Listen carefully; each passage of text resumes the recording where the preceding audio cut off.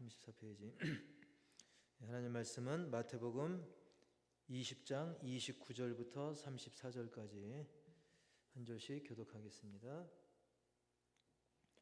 그들이 여리고에서 떠나갈 때에 큰 무리가 예수를 따르더라.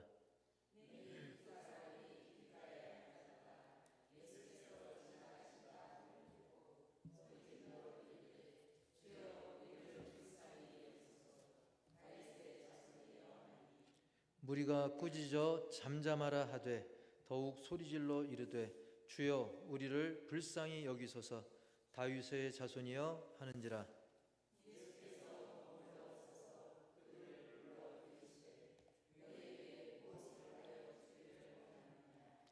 이르되 주여 우리의 눈뜨기를 원하나이다. 예수께서 불쌍히 여기사 그들의 눈을 만지시니 곧 보게 되어 그들이 예수를 따르니라. 아멘. 할렐루야. 말씀 제목 시작. 원하는 게 무엇인가? 원하는 거. 사람들은 당연하겠지만 각자의 그 주어진 환경, 사정, 형편에 따라 각각 원하는 바가 다르지요. 이제 미세먼지가 많게 되고 또 땅이 농사 짓는 사람들 메마르게 되다 보면 비가 와서 땅을 촉촉히 적셔주고 좀 미세먼지도 가라앉히기를 원합니다. 또 유독 올해 들어 화재가 굉장히 많았는데 화재 현장에서는 비가 촉촉히가 아니라 아주 그냥 시원하게 더 쏟아지기를 또 원하는 것이죠. 반면에 야외 운동이나 어떤 야외 행사가 잡혀 있는 분들은 비가 안 오고 화창한 날씨를 기대할 것입니다. 특히 이제 봄나들이 갈 분들은 날씨가 이제 비 안 오고 화창하기를 당연히 기대할 겁니다. 이렇게 사람들은 각각의 주어진 환경, 상황, 사정에 따라 원하는 게 다를 텐데요. 그렇다고 한다면 우리가 오늘 이제 말씀을 생각하면서 만약에 우리 주님께서 우리에게 그런 질문을 한다면 네가 지금 가장 원하는 게 뭐냐? 내가 너에게 무엇을 하여 주기를 원하느냐? 라고 물으신다면 과연 우리는 뭐라고 답할 것인가? 한번 생각해 보시기 바랍니다. 오늘 본문에도 이런 비슷한 그런 상황이 나오게 되는데요. 오늘 본문에서 예수님께서는 여리고를 떠나서 이제 예루살렘을 향해서 가실 때 맹인 몇 명이 나타납니까? 두 명이, 맹인 두 명이 예수님이 지나가신다는 그런 소리를 듣고 막 외치기 시작합니다. 그들은 눈이 안 보이니까 예수님을 이렇게 가까이 쫓아가고 막 그렇게 하기가 어렵잖아요. 그렇기 때문에 지금 이 기회를 놓치면 이게 마지막 기회가 될 수도 있는 것이고 언제 주님을 다시 볼지 모르는 것이고 그런 긴박한 그런 상황이었던 것입니다. 그래서 그들은 크게 외치게 되지요. 우리 30절 시작. 맹인 두 사람이 길가에 앉았다가 예수께서 지나가신다 함을 듣고 소리질러 이르되 주여 우리를 불쌍히 여기소서 다윗의 자손이여 하니. 이렇게 막 소리를 지르다 보니까 그때 주변에 있던 그 무리들이 그 유난하게 이 소란을 떠는 두 사람의 외침을 그냥 둘 리가 없죠. 게다가 그 둘은 맹인이었잖아요. 그 장애인이었던 것이죠. 요즘이야 많은 복지나 여러 가지 편견 같은 게 없어져서 그렇지 당시로 돌아가 보면 당시는 좀 천대를 받았죠. 그리고 어떤 우리가 잘 살고 못 살고 병들고 가난하고 건강하고 이런 문제를 다 복으로 연결했어요. 물론 복이 맞긴 맞지만 그걸 가지고 굉장히 판단을 많이 했던 거죠. 잘 살고 건강하면 복 많이 받은 거고 좀 못 살고 장애가 있고 그러면 복을 못 받았다, 저주 받았다, 그런 핀잔거리가 되었던 것입니다. 그러니 이렇게 더구나 장애인이 막 이렇게 소란스럽게 외치니까 맹인들이 외치니까 무리들이 가만히 안 놔두죠. 31절 시작. 무리가 꾸짖어 잠잠하라 하되 더욱 소리질러 이르되 주여 우리를 불쌍히 여기소서 다윗의 자손이여 하는지라. 아멘. 무리들이 이제 조용히 하라고 하는데도 그들은 정말 언제 다시 이 기회가 올 줄 알고 우리가 네 알겠습니다, 조용히 하겠습니다, 그렇게 할 수가 없는 것이죠. 그들은 막 남들이 뭐라고 하든 말든 더욱 막 소리를 지릅니다. 더욱 소리를 질렀다 그랬어요. 소리를 질렀는데 더 지르는 거예요. 그러면서 주여 우리를 불쌍히 여기소서 다윗의 자손이여 라고 간절히 외치게 되었던 것입니다. 그때 주님은 멈추셔서 그들을 부르시고 그들에게 그런 질문을 하시죠. 우리 32절 33절 시작. 예수께서 머물러 서서 그들을 불러 이르시되 너희에게 무엇을 하여 주기를 원하느냐. 이르되 주여 우리의 눈 뜨기를 원하나이다. 아멘. 사실 예수님은 그냥 지나가도 되죠. 저것들 보이지도 않는데 나 따라오기도 한계가 있을 텐데 나 바쁘고 나 중요한 일이 있는데 하고 그냥 쓱 지나갈 수도 있지만 우리 주님은 긍휼이 많으신 우리 주님입니다. 그래서 예수님께서는 잠시 머물러 서서 그들을 부르십니다. 그리고 묻죠. 너희에게 무엇을 하여 주기를 원하느냐. 소원을 얘기하라. 쉽게 말하면 너희들 원하는 게 뭐냐. 어떻게 보면 이거 농담도 아니고 여러분 사실 맹인이 원하는 게 뭐가 있겠습니까? 가장 큰 소원이 있다면 그거 뻔하지 않습니까?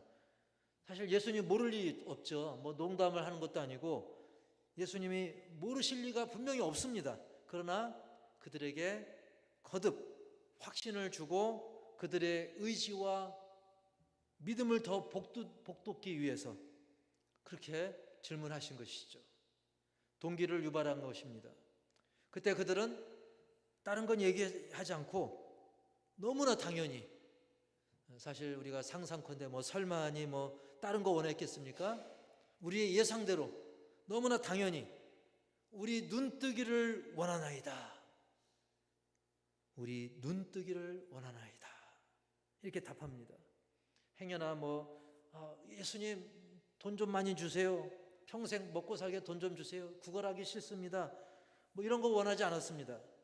그들은 가장 중요하고도 가장 근본적이고 시급한 문제를 예수님께 아뢰게 됩니다. 바로 눈을 뜨는 것이죠. 그때 예수님께서는 그들을 민망히 여겼습니다. 민망히 여겼다는 것은 불쌍히 여기는 거죠. 그리고 안타깝게 여기는 것입니다.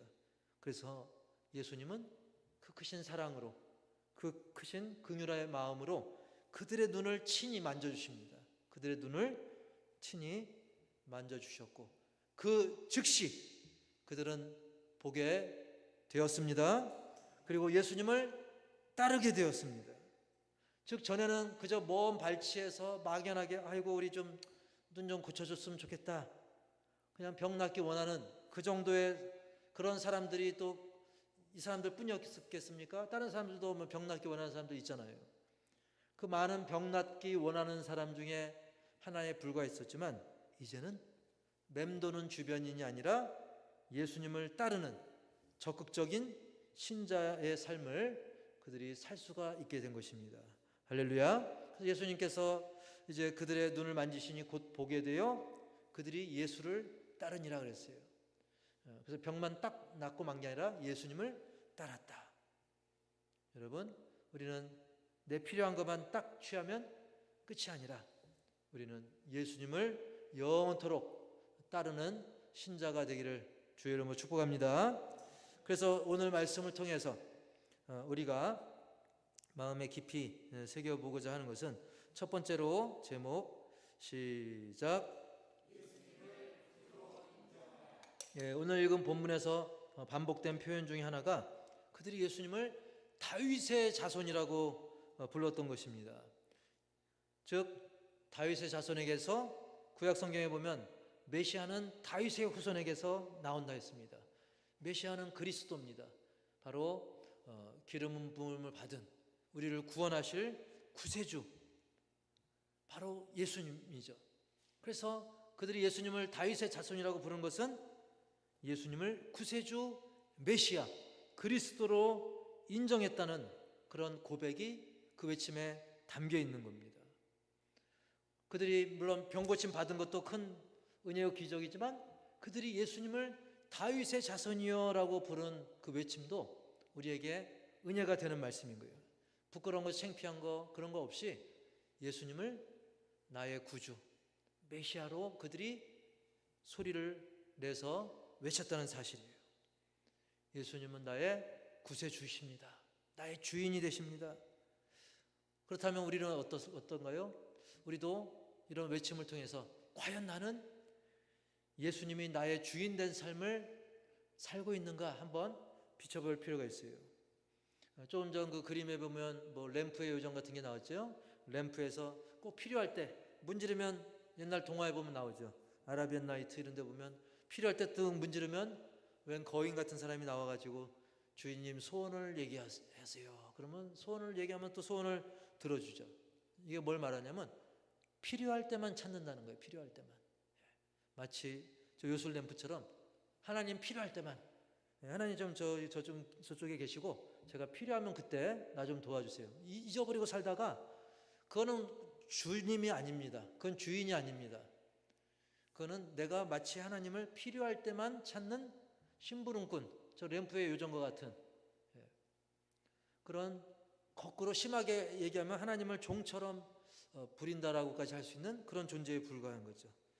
그러다 보니까 내 마음대로 내 마음에 맞으면 그냥 교회 좀 다녀드리고 안 맞으면 또 교회 안 다니거나 또 옮기고 막, 그게 주인을 주인으로 섬기지 않는, 구주를 구주로 섬기지 않는 그런 안타까운 모습인데, 우리는 그 간절했던 맹인들의 외침처럼 다윗의 자손, 예수님을 다윗의 자손으로, 즉 메시아로, 구세주로 부르는 것처럼 우리도 예수님은 구세주시다, 나의 주인이시다, 나를 구원하시는 주님이시다, 예수님이 나의 주인임을 결코 잊지 마시고 예수님을 필요할 때만 이용하는 그런 주문으로 생각하지 마시고 진정 내 마음의 구세주로 섬기시고 그 주님이 원하시는 바에 따르기를 축복합니다.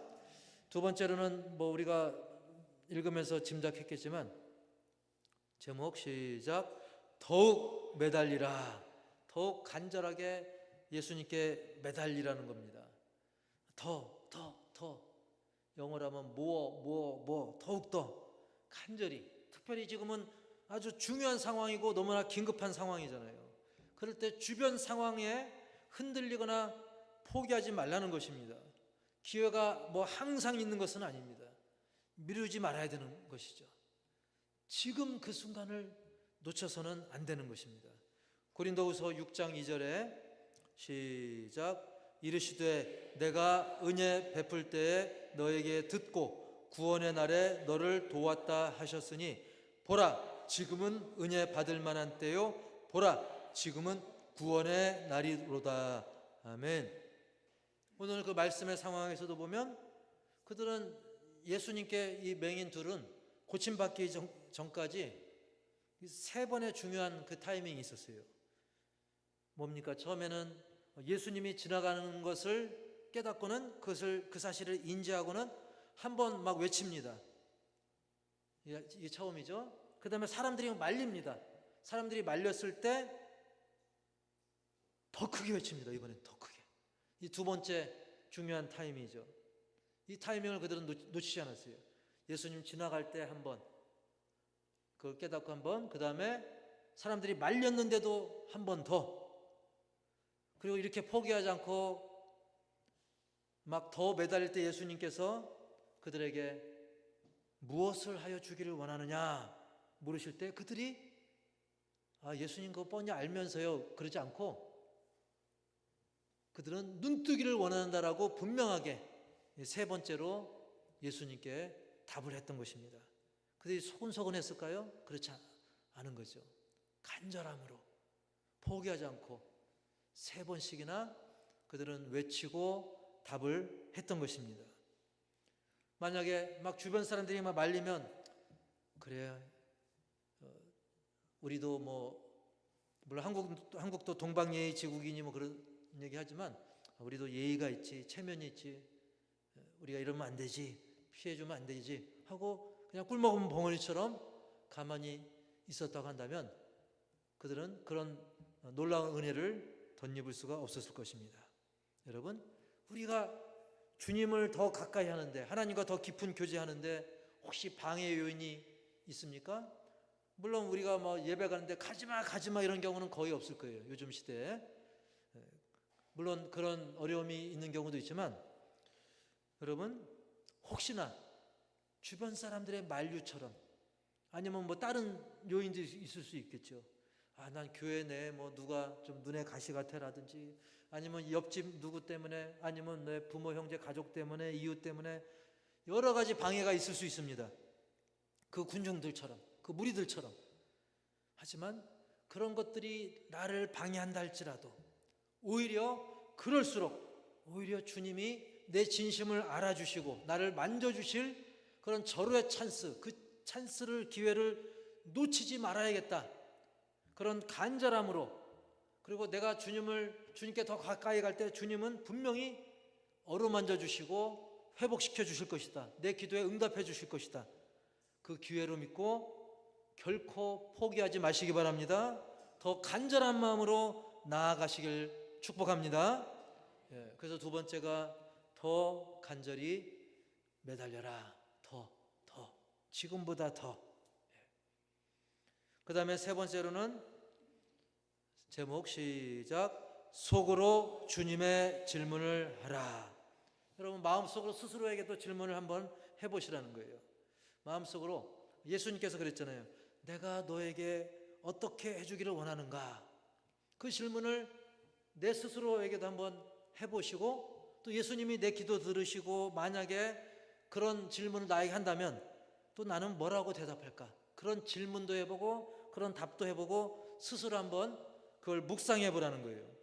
그 질문은 또 성경 본문이기도 합니다. 오늘 말씀이기도 합니다. 그래서 예수님이 내가 기도할 때 내가 너에게 어떻게 해주랴? 라고 묻는다라고 우리가 생각하라는 겁니다. 그리고 거기에 나는 어떻게 대답할지를 묵상한다고 한다면, 그렇죠? 예수님, 나는 이렇게 해주시면 좋겠습니다. 그래? 구체적으로 어떻게 해줄까? 구체적으로 저는 이렇게 해주기 원합니다. 이것을 생각하고 묵상을 하다 보면 우리가 세상 살면서 접하는 많은 상황, 그리고 심각한 갈등 속에서도 이 질문과 이 답변을 반복하면 분명 좋은 결단으로 나아가는데 큰 도움이 될 줄 믿습니다. 이것은 일단 성경 본문이기도 하고, 이것은 또 우리가 기도이기도 한 것입니다. 그래서 주님, 지금 나에게 또는 내 가정에, 내 일터에 이런 문제가 있습니다. 불쌍히 여기시고 주님 해결해 주시옵소서. 주님, 내가 지금 상황이 이렇습니다. 주님 속히 응답해 주옵소서. 이런 끈질기고도 간곡한 진심 어린 외침과 기도가 있어야 되고, 그리고 나의 이 모든 상황을 아시는 주님께서 분명 그래, 내가 너에게 어떻게 해주랴, 이렇게 분명히 우리에게 물으십니다. 그것을 우리가 깊이 주님을 묵상하고 또 거기에 대한 답을 또 우리가 말씀을 묵상하면서 같이 그 답을 한번 생각을 해보시라는 거예요. 그럼 분명히 주님께서 놀라운 지혜를, 성령으로 말미암는 지혜를 우리에게 주실 줄 믿습니다.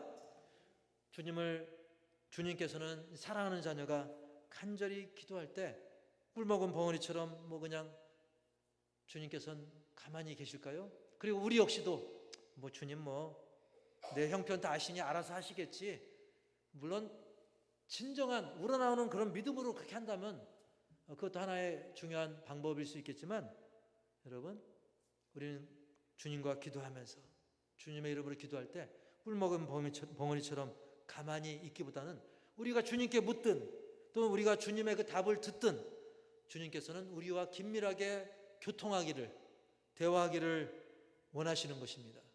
그게 기도로 표현되어야 되고, 그게 묵상으로 표현되고, 그것이 찬양으로 표현이 되는 것입니다. 여기서 우리가 구체적으로 입으로 표현하는 게 또 굉장히 중요해요. 로마서 10장 10절 보면 시작. 사람이 마음으로 믿어 의에 이르고 입으로 시인하여 구원에 이르느니라. 아멘. 그래, 마음으로 믿는 것 좋다는 거예요. 하지만 거기서 한 걸음 더 나가서 입으로 시인하여 구원에 이르느니라. 특히 예수님 이제 부활하시고 승천하시고 그 이후에 초대교회 시절에는 입으로 시인하는 것은 사실 목숨 걸 일이기도 했습니다. 막 로마 정부, 바리새인, 서기관들, 또 예수님을 핍박했던 무리들, 그 사람들이 좀 호시탐탐 믿는 자들을 막 괴롭히려고 눈을 시퍼렇게 뜨는 상태였죠. 그들 앞에서 입술로 우리가 예수님은 나의 주님이십니다 고백하는 것은 죽음을 의미할 수도 있었어요. 근데 요즘은 어떻습니까? 우리가 편하게 얼마든지 예수님이 나의 주인이심을 우리가 고백할 수 있는 시대 아닙니까? 여러분, 우리에겐 그럴 자유가 있고 또 그럴 특권이 있고, 그리고 우리가 시인하는 예수님의 이름에는 놀라운 권세가 있는 것입니다. 그래서 우리가 마음으로 믿는 것을 입으로 자꾸 표현할 때 하나님의 더 큰 은혜를 덧입게 될 줄 믿습니다. 빌립보서 2장 11절도 시작. 주라 시인하여 하나님 아버지께 영광을 돌리게 하셨느니라. 아멘. 모든 입으로 예수 그리스도를 주라 시인하여 하나님 아버지께 영광을 돌리게 하셨느니라. 우린 그런 말 하는 사람 있죠. 뭐 그걸 꼭 말해야 안 합류? 여러분, 물론 말 안 해도 알 수는 있어요. 예수님이 뭐 맹인들이 외치지 않아도 알고는 계셨잖아요. 하지만 우리 주님은 다 아시지만 사랑하는 자녀들이 적극적으로 표현하는 것을 기뻐하십니다. 세상 부모들도 자기 사랑하는 자녀가, 뭐 아기가 또는 아이가, 뭐 초등학생이든 중고등학생이든 자기 자녀가 뻔히 아는 거지만 입으로 표현하면 좋잖아요. 그 한마디, 엄마 사랑해요, 아빠 사랑해요, 고마워요, 뭐 새해 복 많이 받으세요, 뭐 하나라도 이 표현하는 거하고 그냥 우리 부모님 아시겠지 하고 아무 표현 안 하는 거하고는 천지 차이인 것입니다. 여러분, 돈 드는 것도 아니고, 그죠? 돈 드는 것도 아니고 예수님은 나의 주님이십니다. 예수님은 그리스도십니다. 예수 그리스도를 모든 입으로 예수 그리스도를 주라 시인하는데 그 너무나 당연한 거잖아요. 근데도 하나님 아버지께 영광을 돌리게 하셨느니라. 이 당연한 고백이지만 그것이 하나님 아버지께 영광이 된다는 거예요. 얼마나 감사한 일입니까? 돈도 안 들고. 여러분, 우리의 입술로 하나님에 대해서, 예수님에 대해서, 주님의 사랑과 은혜에 대해서 자꾸 표현하시기 바랍니다. 기도로, 아멘으로, 기도로, 찬양으로, 말씀의 응답함으로, 또 삶으로 표현하는 겁니다. 그리고 고린도후서 1장 20절에도 시작. 하나님의 약속은 얼마든지 그리스도 안에서 예가 되니 그런즉 그로 말미암아 우리가 아멘하여 하나님께 영광을 돌리게 되느니라. 아멘. 여러분, 우리가 무엇을 하여 하나님께 영광을 돌린다고 그랬어요? 아멘하여. 아멘 두 글자 하기 어렵습니까? 제가 요즘은 뭐 이렇게 막 아멘을 강요하듯이 잘 안 하죠. 그렇습니다. 꼭 강요하지 않아도 정말 하나님의 말씀을 들을 때 이게 내게 주시는 말씀이구나, 그 사모하는 마음이 있으면 우리가 아멘으로 표현할 수 있는 거예요. 아멘은 시인하는 것이고 믿음의 표현이고, 네 맞습니다. 그래서 쉽게 표현하면 충청도 사투리 암만요, 그것처럼 암만, 아멘 비슷하잖아요. 그렇습니다. 그렇게 될 줄 믿습니다. 그 믿음의 고백이 이 아멘에 담겨 있는 거예요. 그래서 우리는 무의미하게 아멘하는 것이 아니라 그 말씀을 들으니 옳은 말씀입니다, 저에게 주시는 말씀입니다, 그렇게 될 줄 믿습니다. 그걸 간단히 줄인 게 아멘인 거예요. 우리가 아멘, 너무나 이 짧고 당연한 이 두 글자인데 그걸로도 하나님은 영광을 받으신다는 거예요. 근데 제가 그럼에도 불구하고 아멘 잘 안 하는 분이 있으면 그런 생각도 들어요. 혹시 저 집안에는 아멘 하다 돌아가신 분 계신가? 지독하게 안 하면 그런 생각이 들 정도로. 여러분, 하나님 아버지는 이 사랑의 자녀들이 겨우 이 두 글자 하는 것을 통해서도 영광 받으신다 그랬어요. 여러분, 아멘으로 하나님께 영광 돌리시기 바랍니다. 왜 그렇습니까? 이 아멘은 말씀에 대한 시인입니다. 말씀에 대한 신뢰입니다. 그리고 이루어진다는 믿음인 것이죠. 그래서 우리가 이 아멘을 통해서 하나님께 영광 돌리시기 바랍니다. 그렇습니다. 우리가 마음속으로 대화를 자꾸 즐기세요. 주님과의 대화를. 근데 주님과 대화하기도 바쁜데 마귀와 상대하는 사람이 있어요. 자꾸 그냥 부정적인 생각만 계속 하면서 어떡하지 그러면 이 마귀하고 상대하는 거예요. 여러분, 마귀랑 굳이 상대할 필요가 없어요. 자꾸 마음속에 갈등하면서 이거 할까 저거 할까 그 시간에 기도로서 예수님과 대화하고 거기에 은혜가 임할 때 아멘하고. 근데 자꾸 딴 생각만 하고 있으면 마치 내가 막 오토바이 타고 가고 자가용으로 운전하고 가는데 막 개가 쫓아오면서 지저대면 그 멈춰가지고 내려가지고 너 조용히 해 그럴 필요가 없는 거예요. 그냥 가면 되는 거예요. 갈 길 가면 됩니다. 개가 짖어도. 따라서 할까요? 마귀가 짖어도 갈 길 가면 된다. 우리의 갈 길은 아멘하는 것입니다. 우리의 갈 길은 하나님과 예수님과 대화하면 되는 거예요. 자꾸 오만 가지 생각 들고 불안하고 의심, 근심, 걱정하면 우리가 자꾸 그럴수록 성경 읽고 찬송 부르고 묵상하고 주님과 대화하고 아멘하고 그러면 되는 것입니다.